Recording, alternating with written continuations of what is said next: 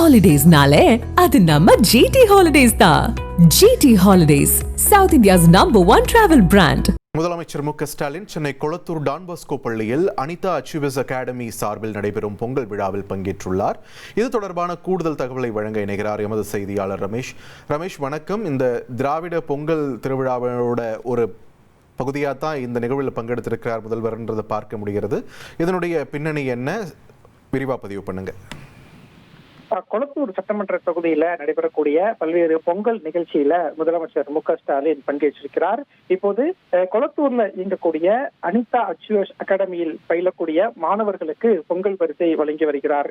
மாணவர்களுக்கு வேலை வாய்ப்பை உருவாக்கக்கூடிய வகையிலையும் திறன் வளர்ச்சியை கொடுக்கக்கூடிய வகையிலையும் இந்த அனிதா அச்சீவர்ஸ் அகாடமி இயங்கி வருகிறது.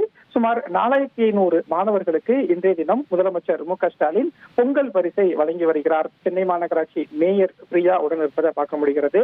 மேலும் இந்த மாணவர்களுக்கு மட்டுமில்லாமல் கபாலீஸ்வரர் கல்லூரியில் பணியாற்றக்கூடிய 39 அலுவலர்கள் உட்பட மொத்தம் 8000 பேருக்கு பொங்கல் பரிசு வழங்கக்கூடிய நிகழ்ச்சி தான் கொளத்தூர்ல நடைபெற்று வருகிறது. அந்த நிகழ்ச்சியில தான் முதலமைச்சர் மு க ஸ்டாலின் பங்கேற்று இப்போது பொங்கல் பரிசையும் வழங்கி வருகிறார். நன்றி ரமேஷ், உங்கள் விரிவான தகவல்களுக்கு. Holidays-nale, அது நம்ம GT Holidays தான். GT Holidays, South India's #1 travel brand.